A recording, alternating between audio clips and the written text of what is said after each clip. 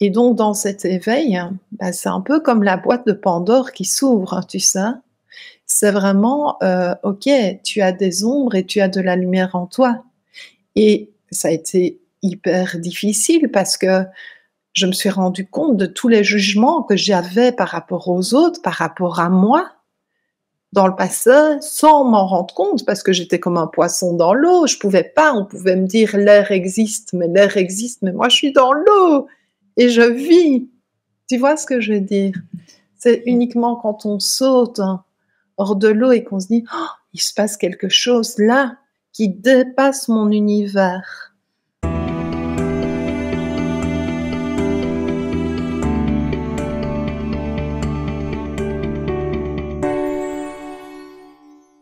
Bonjour à tous et merci d'être là pour cette interview.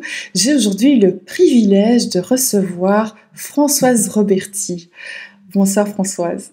Bonjour Sandrine, merci de m'accueillir ici et de pouvoir partager aujourd'hui cette interview ensemble. Merci. Écoute, c'est un grand plaisir parce qu'on se connaît déjà depuis un certain temps. On est sur la même longueur d'onde, on partage beaucoup de choses et c'est une joie pour moi de te présenter aux spectateurs qui vont te découvrir peut-être ou te redécouvrir. Et je te propose déjà de commencer par remettre un petit peu le contexte de ton histoire, de ce qui t'est arrivé et qui était si bouleversant pour toi lorsque ça s'est produit. Alors pour faire en quelques mots rapides ici, j'ai grandi dans une famille judéo-chrétienne avec 3 grands frères et à l'âge de 18 ans, je décide de faire des études pour devenir enseignante. Je travaille pendant 15 ans comme professeure de mathématiques à des adolescents et alors à l'âge de l'année de mes 33 ans, 2018, je vis ce qu'on appelle un éveil spontané, une ouverture du coronal suivie d'un éveil de la Kundalini, d'une force vitale que chacun a à l'intérieur de soi, mais tout ça de manière spontanée.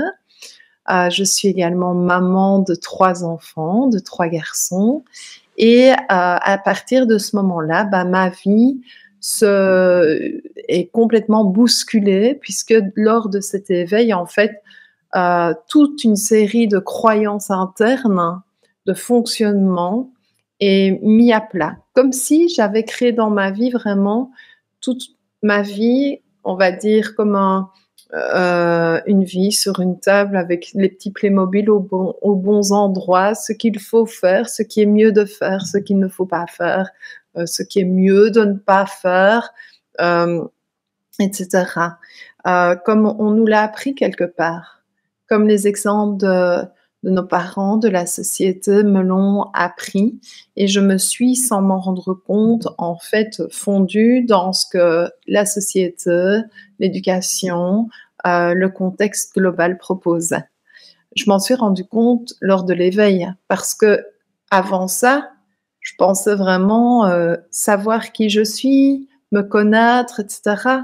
Et c'est vrai à un certain niveau, sauf qu'en fait, je vivais aussi dans un moule, si on veut, sans m'en rendre compte. Et quand tout ça s'est ouvert, je me suis rendu compte qu'il y avait une sensibilité exacerbée qui s'est développée de manière brutale. Ça a été un trauma à un moment donné, vraiment. Je me suis fait accompagner. Je suis allée même voir un médecin très traditionnel, généraliste au départ, en disant mais qu'est-ce qui se passe? Voilà, j'entends des défunts, je les vois, je les voyais, j'avais des messages, je ne comprenais pas. Puis du coup, c'est la peur qui a pris le dessus à ce moment-là. Donc je suis allée voir un médecin par numérodynamie et tout, hein, très traditionnel et qui me pose toute une série de questions par rapport à ce qui vient de se passer. Je rentrais en classe, j'avais des informations sur les élèves, sur ce qui s'était passé pour eux, sur des mots physiques, etc. Je me dis, bon, la clairsentience, je découvre toute cette réalité. Donc là, il me dit, non, non, non, vous n'êtes pas malade, vous n'allez rien prendre comme médicament, je le remercie encore aujourd'hui, et vous allez eh bien pouvoir vous-même être accompagné pour savoir finalement comment vous pouvez vivre avec ça.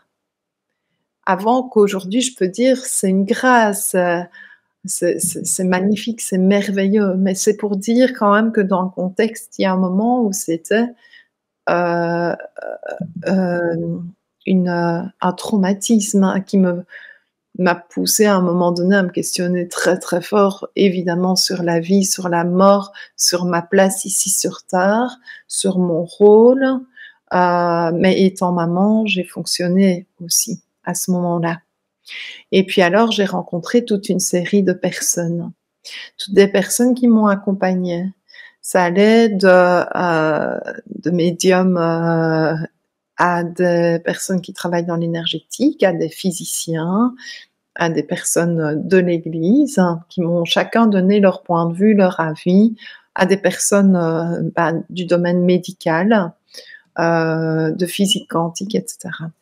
Et moi, Dis-moi. j'aimerais bien quand même revenir sur cette notion d'éveil parce que je crois qu'il y a un gros amalgame avec ça.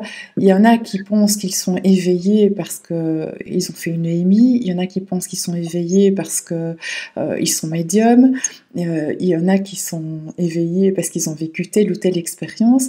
J'aimerais bien que tu précises ce que c'est l'éveil réellement, parce que tu as parlé médiumnité, tu as parlé Kundalini. Est-ce que tu peux nous donner des précisions à ce sujet-là et qu'on comprenne vraiment bien de quoi il s'agit? Oui, tout à fait. Donc, la notion d'éveil, ça peut être un concept où je me rends compte, pour moi, euh, je, je m'éveille à moi-même. En fait, je me suis éveillée à moi-même. Je me suis éveillée au monde qui nous entoure, mais en découvrant que ce monde est à l'intérieur de moi. En découvrant que le monde extérieur est réellement, c'est pas une phrase comme ça sortie de nulle part, le reflet du monde intérieur, de ce que l'on vit intérieurement. Que tout ça, vibratoirement, énergétiquement, s'explique de plus en plus. Et dans cette notion d'éveil, de manière pratico-pratique, ça s'est exprimé comment? Une sensibilité exacerbée qui apparaît, donc très très élevée, des informations que je reçois de manière intuitive, le chuchotement de mon âme que j'entends de plus en plus, si on peut utiliser ces mots-là. J'essaie d'utiliser des mots, mais peut-être que vous-même utilisez d'autres mots. La notion de sacré et de source que je ressens à l'intérieur de moi, et progressivement, je découvre dans tout cet éveil que nous ne sommes pas un vase qui se vide, mais une source qui n'arrête jamais, en fait. C'est cette source qui n'arrête jamais de nous irriguer, de nous traverser, cette énergie qui nous traverse et cette énergie de vie vitale. Alors, ouverture du coronal, c'est vraiment physiquement au niveau du crâne, il y a des points qui se referment, si on veut, à certains moments donnés de notre vie, de manière fort fréquente, vers 6-7 ans. Pourquoi à cet âge-là? Parce qu'à cet âge-là, en fait, déjà le crâne physiquement continue à se reformer, se rassembler à ces points-là. Et ensuite, l'enfant va commencer à accueillir la notion de passé, présent et futur.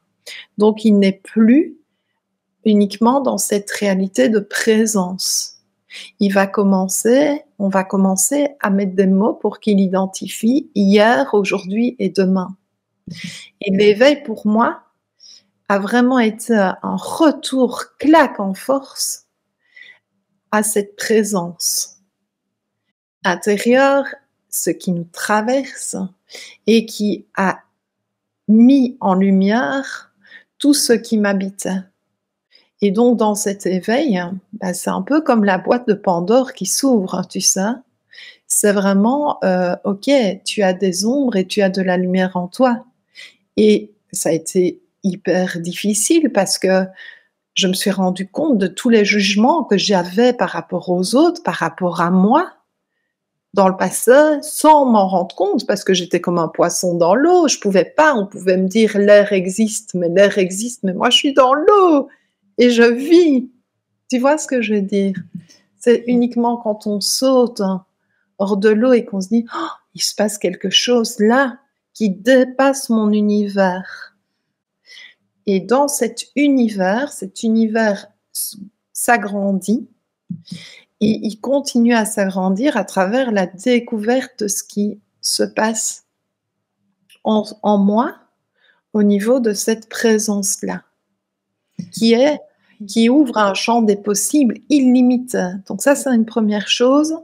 Au niveau de l'éveil de la Kundalini, ça, vous pouvez aller voir sur ma chaîne YouTube, j'ai vraiment expliqué en détail tout ce que ça suscite. En fait, il y a toute une série de techniques pour éveiller la Kundalini. Actuellement, j'ai mis comme titre les dangers de l'éveil de la Kundalini. Ça s'est éveillé, moi, de manière spontanée, très brutale. C'est une énergie qui est levée vraiment au niveau du coccyx, quoi, à l'intérieur, et puis qui s'est éveillée également.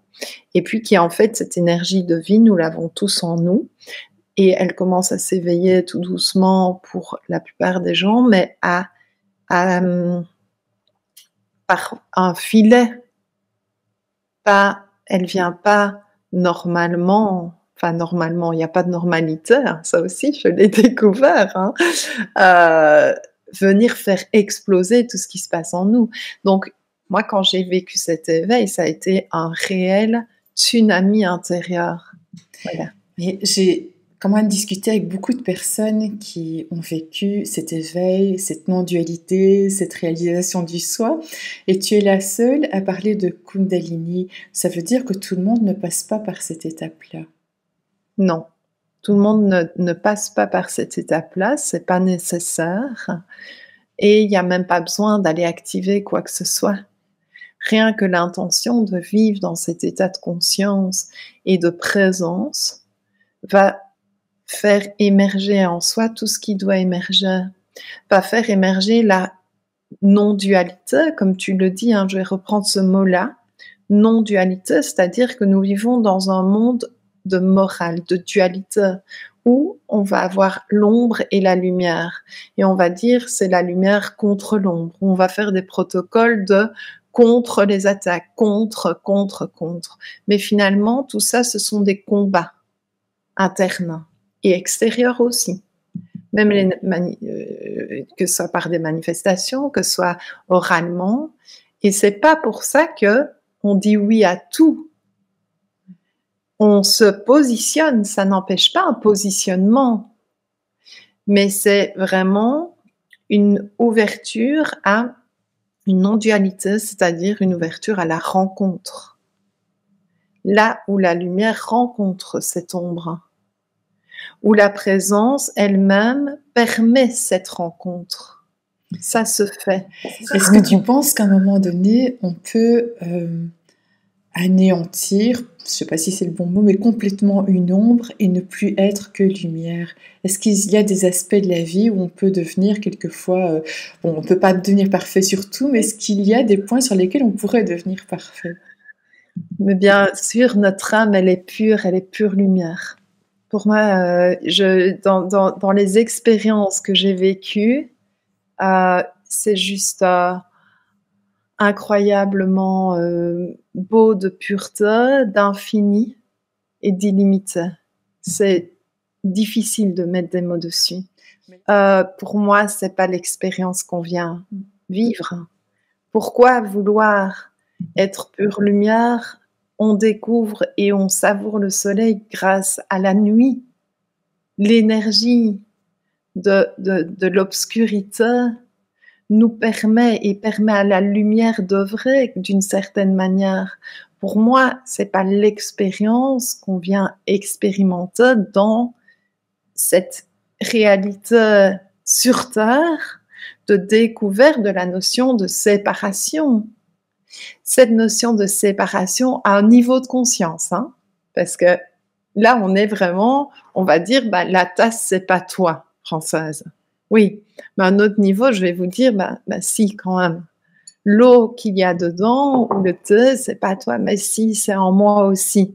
C'est très compliqué d'expliquer ça quand on ne l'a pas ressenti. vécu intérieurement. Donc pour répondre à ta question, dans cette unité intérieure et qui est en train de s'ouvrir sur le monde, hein, même si d'apparence, et c'est vrai, il y a du chaos, et c'est pas que d'apparence, je ne minimise pas ce qui se passe, hein, que ce soit au niveau politique, au niveau social, etc. Même si d'apparence, il y a beaucoup de combats, d'opposition quelque part, eh bien, dans la rencontre de tout ça, on a l'unité qui apparaît dans cette présence. Et cette présence permet à la lumière de jouer son rôle. Je ne sais pas si c'est clair pour vous. Peut-être que vous ressentez aussi, vous qui écoutez, où vous avez des souvenirs qui vous reviennent et vous vous dites, mais là, je ressentais vraiment ce moment de grâce où je n'avais plus conscience du passé, du présent, du futur, et en même temps, j'étais là. Je suis là. Il y a cette présence et en même temps, plus de référence, si on veut dire comme ça. Et comment tu fais, toi, alors, puisque tu as la vision concrète sur Terre, la vision d'un autre espace, d'une autre dimension, comment tu fais pour conjuguer les deux et arriver quand même à vivre cette vie dans la matérialité? Alors, je vais dire que mon rôle de maman sur Terre, ici, vraiment manque vraiment par rapport à la notion de prendre soin de cette famille et de faire à manger, tu sais, dans le corps physique. Donc, comment je conjugue les deux? Ben déjà, j'accueille, et ça a été tout un chemin, vraiment, mon corps comme le sanctuaire, tu sais, le temple de mon âme. Et donc, mon corps est quelque chose qui est important dans en prendre soin, et celui des autres aussi. Et du coup, dans cette réalité-là, la matière est importante parce que pouvoir payer son eau, par exemple, pour boire, à manger, tout ce qui est lié même à tous les corps, en fait, le côté dans cette présence, on a aussi un corps qui s'exprime à travers le regard que l'on pose dessus, si vous voyez ce que je veux dire. Donc nous permettons à ce corps, d'une certaine manière, de vivre, à travers l'énergie qui le traverse, à travers le regard que nous posons dessus. Et donc, en posant ce regard dessus, et sur celui des autres, au niveau de l'âme, au niveau de la présence incarnée, ça dit bien dans la chair, eh bien, je laisse la place à la rencontre entre les deux. Je ne dissocie pas les deux, du coup. Un truc qu'on m'a déjà dit parfois, c'était que le fait d'accueillir ou le fait d'intégrer, ça pouvait ressembler aussi à une fuite, en fait. La fuite, pour moi, ce serait accueillir sans prendre conscience de cette singularité et cette souveraineté. Lorsqu'on prend conscience de cette souveraineté, de cette couleur que l'on dégage sur cette terre, de ce rayon du soleil, c'est comme si notre âme, bien sûr, notre âme, elle est reliée, elle n'est même pas reliée, elle est dans l'âme du monde, on va dire. Oui, l'âme du monde, on va dire, elle est au niveau du soleil central. Mais le rayon du soleil qui va venir dans notre jardin, justement au moment de la rencontre familiale et qui va venir éclairer cette belle photo, celui-là, il a une singularité pour nous, à notre regard, dans notre expérience de vie sur Terre. Eh bien, c'est en accueillant ce rayon-là, et qui pour moi n'est absolument pas une fuite, mais plutôt une reconnaissance pleine de notre singularité, de notre souveraineté et de tout ce que se dégage de nous, et qui, en étant qui nous sommes profondément, mais sans recherche, pour moi, la fuite, ce serait plutôt d'être en quête. Tu vois? C'est pas de permettre que l'espace s'ouvre. La permission que l'espace s'ouvre passe par l'acceptation que les combats s'arrêtent. Nous ne pouvons pas permettre à l'espace de s'ouvrir. Si on continue à nourrir des guerres et qu'on se fait la guerre mutuellement, et tu as raison, et c'est toi qui as tort, et c'est moi, à un moment donné, eh bien, il y a quelque chose qui s'abandonne. Et cet abandon n'est pas de l'ordre de « je veux que ça s'abandonne ». Ça se fait à nouveau à l'intérieur de nous. On est prêt, le fruit est mûr pour ça, j'ai envie de dire. Tu vois? Même si on ne le sait pas, ça se fait. Comme tu l'expliques bien, plus on accueille, plus on est dans la présence, plus on développe un espace, on accueille la paix finalement, la paix que nous sommes à la base. Hein. Mais ceci dit, avec la vie, comme on n'est pas parfait, il y a ces parts d'ombre qui peuvent parfois ressurgir, même après une longue période où on croyait finalement en être quitte. Alors qu'est-ce qu'on fait dans ces cas-là ? Alors dans ces cas-là, c'est cette antre, cette grotte. Dans cette grotte, il y a toujours des coins inexplorés. Et on va permettre à cette lanterne on va se permettre d'avancer dans ces coins inexplorés avec cette lumière.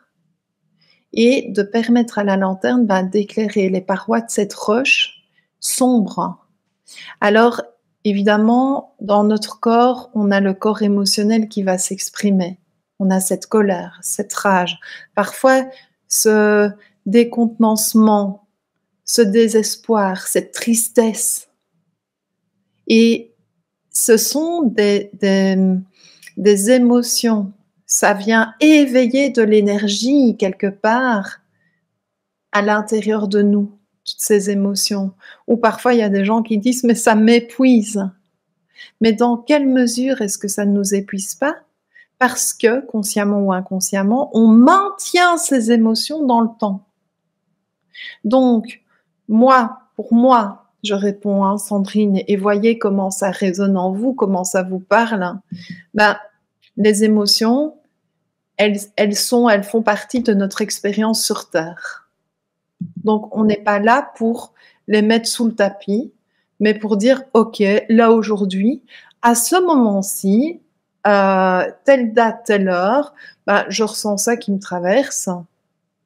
Mais c'est pas pour ça que la seconde d'après, ça doit durer dans le temps. Et à certains moments, je vais même favoriser, par exemple, tu me demandes concrètement, donc je vais vous donner un petit truc, tout simple, au moment où c'est dur et où vraiment on a ce truc un peu sombre là qui apparaît, c'est de venir même au niveau du toucher du corps, se dire bon ok, comme si on se faisait un câlin là, tu sais. Oui. Et là, on dit j'accueille mon corps physique qui va s'éveiller avec toutes ces hormones et avec tout cet amour, et avec tout cet amour qui va émerger, la lumière va œuvrer en fait. Pour moi, c'est ça l'alchimie qui se passe à l'intérieur. Merci pour ton explication. Je vais t'en demander une autre sur un autre sujet. En tant que médium, tu perçois des messages. Alors, même les gens en général parlent de guides, parlent d'entités supérieures, de moi supérieur, etc. Il y a aussi beaucoup de mots qui sont employés ou quelquefois c'est un petit peu le flou là-dedans. Comment est-ce que toi tu perçois ces messages? Comment tu peux faire la distinction entre qui te parle et mettre tout ça en relation par rapport à cette conscience une? C'est une belle question. Sandrine, je vais essayer d'être la plus claire possible. C'est un sujet, c'est pas simple. Ça veut dire qu'en fait, quand on dit je canalise un message de la part de tel défunt pour vous, ou bien quelqu'un qui vient et qui me demande un message, d'abord, je vais entrer en contact et Sandrine, je sais que c'est lui. Et comment je sais que c'est lui? C'est que avant de rentrer dans cette pratique, ou de recevoir des messages de la source ou d'être de lumière avec des fréquences très élevées, comme on va dire, donc de la source, si tu veux, eh bien, je me remplis, si tu veux, je permets à cette lumière de prendre sa place. Quand je dis je permets à nouveau, ça se fait, tu vois, à travers effectivement, j'ai appris des techniques, hein, et à un moment donné, ça se fait. Quand est-ce qu'on ne va pas être au bon endroit? Eh bien, quand vous prenez un téléphone et que vous vous dites: «Ah mais je dois appeler Pierre, Paul, Jacques et Jean», vous connaissez le numéro de téléphone et une fois que ça sonne, vous êtes en calice pour entendre le message qui vient, c'est-à-dire les pensées sont au repos, il n'y a pas de projection sur ce que Pierre va manger et qui va vous raconter, d'accord? Donc là, il y a une diminution des filtres par le cheminement intérieur. Le fait d'être rempli va éviter d'avoir des fuites qui vont appeler comme une antenne énergétique tous les défunts du coin qui ne sont pas celui pour lequel j'ai un message, d'accord, je reçois un message. Et ensuite, pourquoi est-ce que la présence est aussi importante? Parce qu'en fait, tous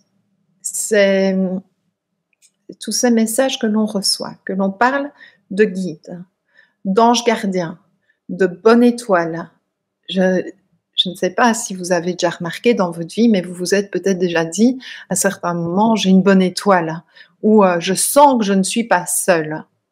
Voilà. Eh bien, fondamentalement, vous sentez que votre âme est dans l'âme du monde, dans ce soleil central, et que nous sommes tous reliés, tous sans exception.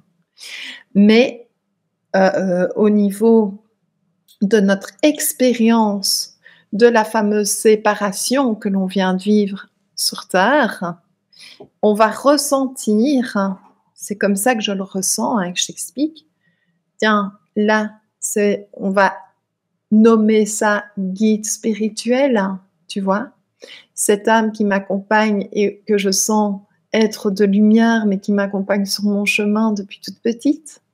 On va nommer guide ou ange, cette grand-mère que je ressens à certains moments donnés de ma vie où j'ai des choix à poser, ou ce père ou cet enfant qui est là à mes côtés et qui est dans la vie après la vie, mais on sait que c'est lui. Alors on sait, c'est-à-dire que, si vous voulez, cette âme qui vient pour apporter un message, qu'il soit vibratoire, qu'il soit en clairaudience, en clairvoyance, etc., les vibrations qui émanent de nous et de cette âme pour pouvoir se rencontrer doivent se trouver sur le même plan. Si je peux me permettre cette petite nuance. Donc, on a l'impression que ces êtres sont à l'extérieur de nous. Et d'une certaine manière, c'est une réalité. On peut se dire, cette âme, elle poursuit son chemin et donc elle n'est pas à l'intérieur de nous. Mais en réalité, il y a une autre réalité qui existe. C'est que toutes ces énergies, tout ce petit monde, toutes ces âmes qui proviennent de la même source, sont dans ce qu'on appelle la conscience universelle, en physique quantique ou dans d'autres mondes plus scientifiques. Et dans cette conscience universelle, nous y avons accès, mais cette conscience universelle se trouve également, pas uniquement dans le monde qu'on va dire extérieur à notre corps physique, dans nos cellules. Et donc, dans ces cellules, nous avons accès à cette réalité également. Pour cette raison, il y a des personnes qui me disent « Ah oui, mais moi je ressens des défunts, mais à l'intérieur de moi, pas comme toi, Françoise. » Je dis « C'est normal, moi aussi parfois c'est à l'intérieur, je le ressens aussi comme ça. » Et donc, avec l'expérience, etc., eh bien, je vais dire qu'il y a différentes tranches vibratoires. Et c'est pour ça que je n'aime pas le mot « oui, il est passé dans la lumière » ou « il n'est pas passé dans la lumière ». Mais l'âme poursuit son chemin. Et donc, on n'est pas dans « oh mon Dieu, il n'est pas passé dans la lumière » ou « il est passé dans la lumière ». C'est « ayons confiance en ce chemin ». Je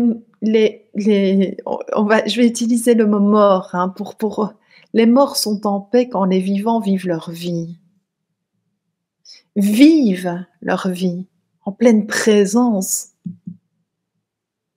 Et donc, cette paix, eh bien, on peut l'accueillir dans le lien qui nous unit, incarné ou non incarné. Vie en 2025, ou vie parallèle, ou antérieure, etc. Et là, je ne sais pas si j'ai répondu à ta question, qui est quand même une question assez pointue. Et ça, c'est quelque chose que je ne partage pas tous les jours à tout le monde, mais en tout cas, ça fait partie de l'expérience, en tout cas, que j'ai vécue et de tous les liens que j'ai pu faire. Mais écoute, je me suis permise de passer un tableau pendant que tu parlais parce que c'est une peinture que j'ai réalisée qui exprime exactement ce que tu viens d'expliquer. Parce que voilà,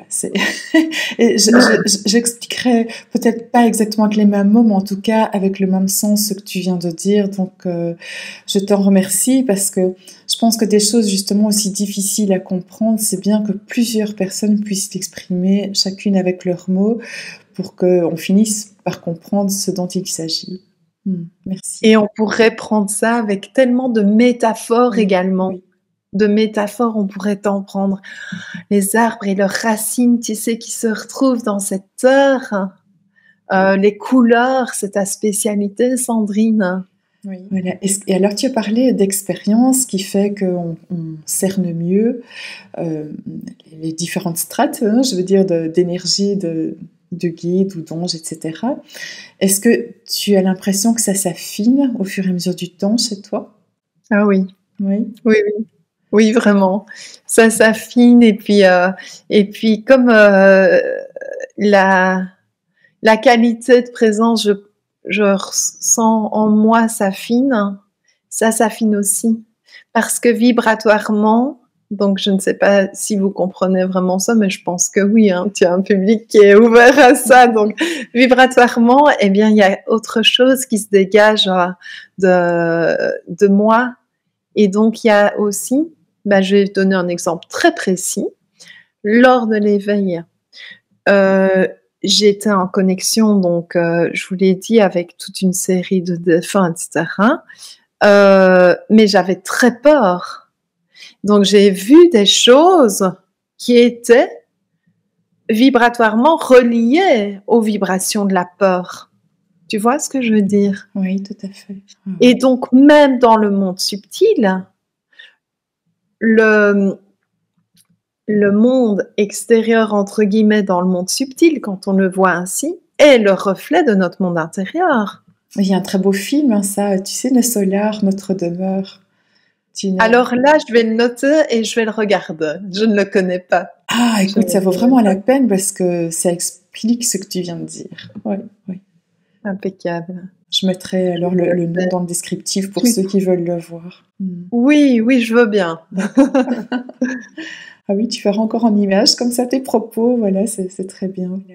Et au niveau alors donc tu parles des peurs, et au niveau des souffrances, est-ce que tu as une nouvelle vision de ce qu'est la souffrance dans nos vies? Tout à fait, parce que justement, j'ai reçu vraiment, quand je dis j'ai reçu vraiment, dans le livre qui est sorti cette année, Un message des guides célestes, il y a une question sur la notion de souffrance. Et donc, j'ai canalisé pour recevoir ce qu'il en était au niveau de la conscience universelle, au niveau de guides de lumière, vous les appelez comme vous voulez, finalement, peu importe. Ce qui importe, c'est ce qui va être partagé ici et comment ça résonne pour vous. La souffrance est un état ressenti et je dis bien état parce que pour que on parle de souffrance, ça dure dans le temps, donc c'est un état qui peut être momentané, mais qui dure quand même un peu,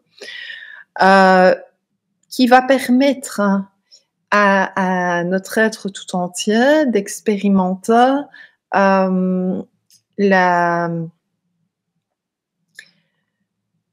le contrôle, en fait. Le contrôle.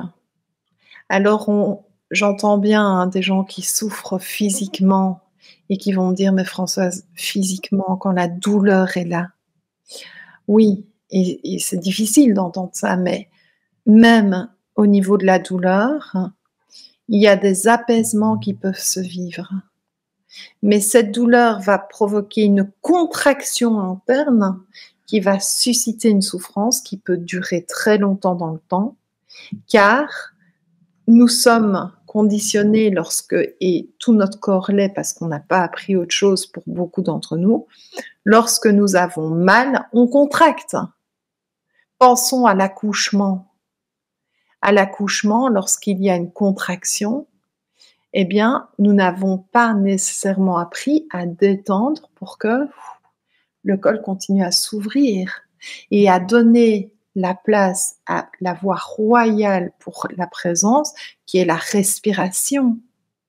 Et donc, en revenant dans cette respiration, le contrôle, qui est souvent inconscient, hein, parce que on n'a pas envie de continuer à souffrir. On n'a pas envie de ça.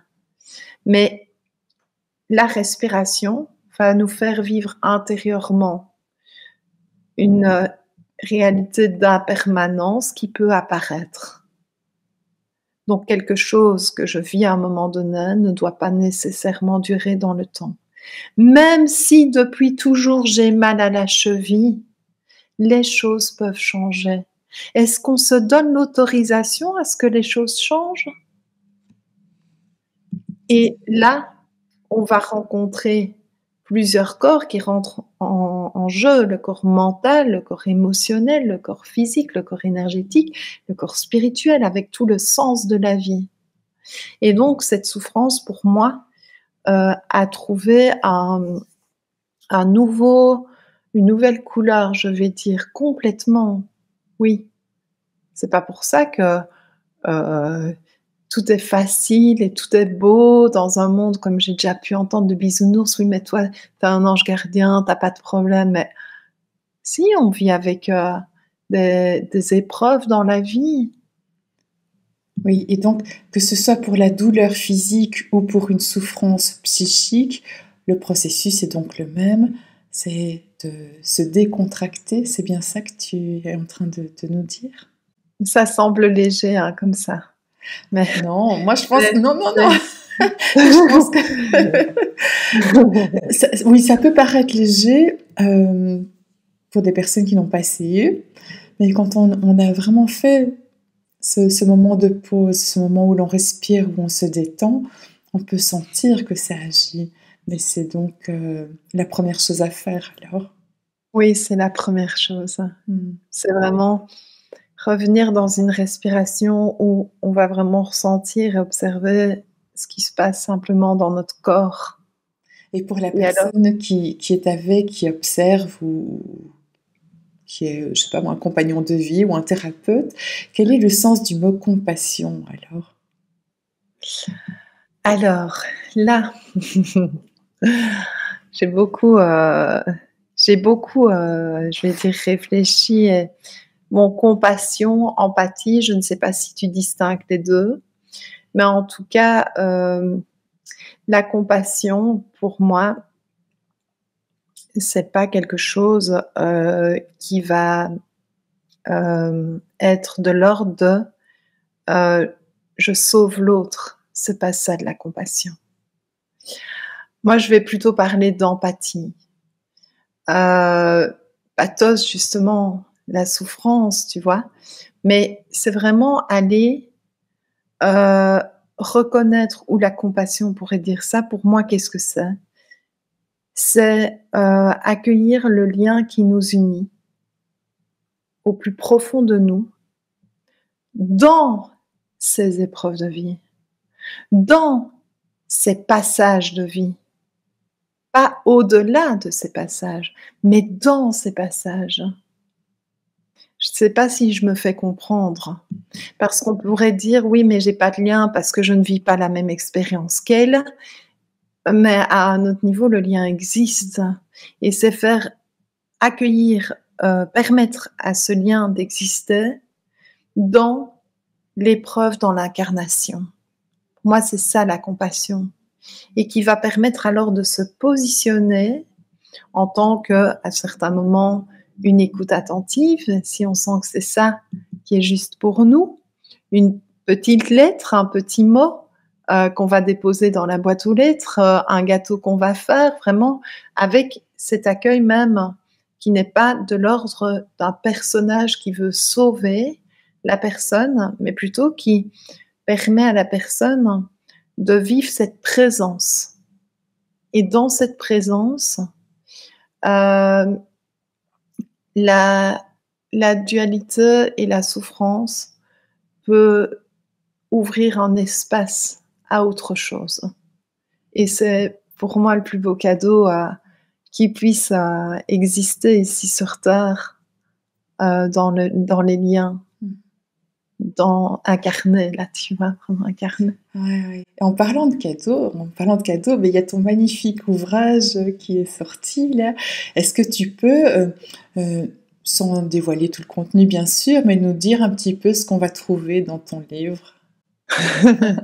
Oui, le titre du livre, allez, je vais vous partager quelque chose en coulisses. Il y a toute une série de choses qui a été décidée avec la maison d'édition, mais on pourrait dire, ça s'appelle Message des guides célestes. Je vais vous le montrer. Voilà, il brille. Il brille, vous voyez. Et on pourrait dire, c'est la source vous révèle. La lumière va œuvrer à travers ici. Vous avez une tranche plus colorée, vous voyez, un peu plus grise. Et là-dedans, ce sont que des méditations. Donc, mais c'est pas vraiment des techniques de visualisation. C'est plus des méditations où vous allez entendre un texte, où il va y avoir des questions, où vous allez voyager, où vous allez permettre à toutes les portes de votre monde intérieur de s'ouvrir. Et donc, ce guide céleste, vous allez le découvrir à l'intérieur de vous-même, autant que, on va dire, dans l'expérience extérieure du corps, à travers justement des canalisations sur des sujets de tout ordre qui répondent à tes questions telles comment entrer en contact avec mon guide spirituel, que faire si je ne me sens plus à ma place, et alors quel est le rôle des vibrations et de l'énergie dans le quotidien, comment guérir mes blessures. On a mis des titres un peu chocs, hein, pour un peu éveiller évidemment, mais vous allez surtout aller voir les réponses et voir, bah, tiens, comment ça résonne et surtout, qu'est-ce qui se passe à l'intérieur de moi à la lecture de ce texte. Ça peut être, je l'ouvre comme ça, comme un oracle et hop, ben voilà, lorsque vous incarnez pleinement votre lumière, et vous ressentez profondément l'amour et le respect de vous-même, la situation change naturellement. Vos choix et vos décisions alignés avec cet amour modifient les fréquences que vous émettez. Et tout cela se fait. Et ça, c'est dans le titre « Pourquoi suis-je toujours confrontée aux mêmes défis dans ma vie ?» Alors, il y a voilà, tout un texte par rapport à des personnes qui parfois se disent « Je suis face à un manipulateur, je suis face à telle personne qui a tel comportement. » Et François, ça se répète. Qu'est-ce qu'il faut faire à un moment donné pour ne plus être dans ce cercle un peu vicieux que je ressens, que j'observe, dont sont des gens qui ont déjà fait un fameux chemin, qui observent que les choses se répètent, qui n'ont plus envie que ça se passe de cette manière? Eh bien voilà, une partie des réponses. Donc je vous encourage, il faut le commander, mais il est disponible partout. Vous pouvez aller dans votre petite librairie du coin, aux éditions Le Duc Animae, Message des guides célestes. Et là, vous allez avoir la possibilité de faire un cheminement intérieur. Il y a 40 méditations 32 courtes, hein. Quand je dis courtes, c'est 6, 7, 8 minutes, hein. C'est tout court. Donc ça ne demande pas de rester en position yogi ou d'aller se promener 2 heures. C'est vraiment vivez cette expérience et 8 voyages qui sont, eux, un tout petit peu plus longs sur, prendre sa place ici sur la terre, libération des peurs et ouverture du cœur. Donc vous allez voir ce qui se passe. Ne vous fixez pas aux mots, mais laissez-vous vivre ce voyage et tout ce que vous ressentez dans votre corps. Et n'hésitez pas, vraiment, je vous le dis parce que parfois les gens n'osent pas et je trouve ça génial, à me donner un retour. Vous pouvez m'écrire un petit retour en disant, voilà Françoise, ça m'a apporté ça ou pas ça ou peu importe en fait. Mais n'hésitez pas à le faire. Voilà. Oui, c'est vrai, il ne faut pas avoir peur de déranger les auteurs. Au contraire, ça fait plaisir d'avoir un retour sur ce qu'on a écrit. Et ce n'est pas que ça, en fait, parce que tu fais un tas de choses. Tu as ouvert une académie, tu crées des formations, tu reçois en consultation. Explique-nous un peu ce qu'on peut attendre quand on prend contact avec toi. Alors, il y a vraiment, tu sais, cette académie qui s'appelle l'AMI, l'académie que j'appelle vraiment de la médiumnité et de l'intuition. Ça, c'est pour vivre un accompagnement sur une longue durée de 12 mois, 2 fois 6 mois, avec une petite pause de 2 mois pendant les vacances scolaires, pour vous permettre bien d'expérimenter tout ce que on découvre sur un terrain de jeu qui est le vôtre. Et puis alors, ça, vous pouvez aller sur mon site www.françoiseroberti.com et on va aller vraiment dans l'accompagnement de l'accueil de cette intuition, mais au quotidien, et aussi de l'accompagnement du projet de cœur. Donc là, il y a vraiment un suivi important à tout niveau, quoi. En termes de temps, d'énergie, d'investissement aussi, c'est vraiment un accompagnement. Et les gens, vous pouvez regarder sur ma chaîne YouTube, il y a des retours, me disent même François, c'est pas une formation, c'est pas le bon mot, stage, c'est pas le bon mot, académie non plus. Donc, en fait, je crois qu'il faut plutôt aller écouter ce que certains retours et là vous verrez si ça vous appelle. Justement, je fais une soirée pour expliquer tout ça le 11 novembre. Deuxième chose, il y a, ça c'est en groupe, l'espace conscience. L'espace conscience reprend 2 choses, le cercle diffusion et le cercle lumière. Le cercle diffusion, c'est une soirée par mois, le premier mardi du mois, et lumière le deuxième jeudi du mois. Et ensemble, eh bien, nous retrouvons avec plusieurs parties dans cette soirée. Une première qui est, il y a un enseignement expérience partagée où chacun va vivre son enseignement par rapport à une expérience vécue. Ensuite, on va voir vraiment tout l'apport et vibratoire et en conscience de ce que l'enseignement va apporter. Donc, ça peut être, je reçois des contes, c'est magnifique, vraiment. Mais j'en parle avec beaucoup de joie parce que ça s'est passé encore ici dernièrement et ça se passe tous les mois et les personnes me disent, mais c'est dingue parce que on se retrouve tous les mois et on sait que rien que le fait de se retrouver nous permet, pendant toute la durée du mois, avec ce qui est partagé, d'avoir de plus en plus une évidence sur cette diffusion.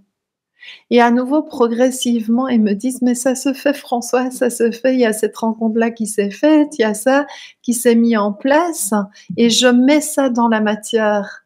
Et donc là, c'est vraiment une diffusion de cette lumière, mais aussi des projets de cœur. Mais pour ceux qui veulent vraiment plus quelque chose de plus court, quoi, c'est une soirée par mois que l'AMI. Le deuxième, c'est cercle lumière pour permettre vraiment à cette lumière, à travers aussi un partage important, d'émerger. Et alors, de manière individuelle, que ce soit en présentiel ici à Liège, en Belgique, ou à distance, ce sont des soins. Et là, il y a différents types de soins que je vous laisserai le loisir d'aller découvrir sur mon site www.francoisroberti.com. Je crois que je l'ai déjà dit. Pardon, Sandrine, je ne sais plus. De toute façon, moi, je rassure tout le monde. Tous les liens sont mis dans le descriptif de cette vidéo. Donc, surtout, ne vous en privez pas à les voir à votre aise. Voilà. C'est ça, exactement. Et là, je vous encourage à aller lire justement les avis Google, où il y a des gens qui m'ont demandé un soin avec de la numérologie, ou bien d'autres uniquement un soin. Et là, ça peut être pour vraiment se recentrer, se permettre de se recentrer, de retrouver cette énergie, cette présence et cette confiance surtout dans ce que vous êtes en train de vivre. Et puis, il y a les soins avec les canalisations. Mais ça, je vous laisserai aller découvrir ce qui vous appelle, quoi, si ça vous appelle en tout cas. Et peut-être à nouveau voir les retours des personnes en mettant avis Françoise Roberti. Vous allez voir qu'il y a quelques retours et vous pourrez alors connecter, j'ai envie de dire, aux vibrations des personnes qui sont passées par là. Voilà. Alors, il y a aussi des stages qui se font, qui sont fabuleux. Enfin, moi, le présentiel, Sandrine, ça m'appelle et ça m'a magnifique. Et j'en prépare encore actuellement. Mais ça, à nouveau, je vais vous dire, allez sur le site. N'hésitez pas à y revenir parce que je suis en train de le compléter. C'est tout un travail. Parfois, on se dit, on accompagne les gens, on fait ça à temps plein. Mais non, non, non, pas du tout. 80% du temps, c'est un cheminement intérieur qu'on fait.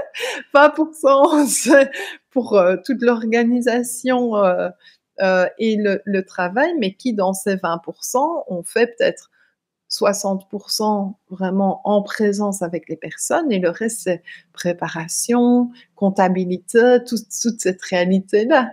Mais c'est magnifique. C'est vraiment, quel que soit votre choix, c'est une expérience, en fait, que vous allez vivre dans votre corps et dans vos corps. Si on les séparait, les corps, on l'a dit, mental, émotionnel, physique, énergétique, spirituel. On pourrait aller vers atmique, bouddhique, peu importe finalement, on s'en fout de tous ces noms-là. Mais ce qui compte, c'est votre intuition. Est-ce que votre intuition vous pousse à aller quelque part? Eh bien, faites-le simplement. Merveilleux mot de la fin, Françoise. Merci beaucoup. Merci à toi et merci pour ton accueil, pour tes questions qui étaient hyper pertinentes et très pointues. Mine de rien, Sandrine, voilà, j'ai fait de mon mieux en tout cas, comme tu as fait très très bien. Chacun d'entre nous. Merci à toi, merci à vous d'avoir écouté. Je vous souhaite à tous une toute belle journée, semaine, soirée. Voilà, moi aussi je vous remercie. Merci d'avoir été là, d'avoir suivi cette émission jusqu'au bout. Et je vous dis à très vite dans la suivante.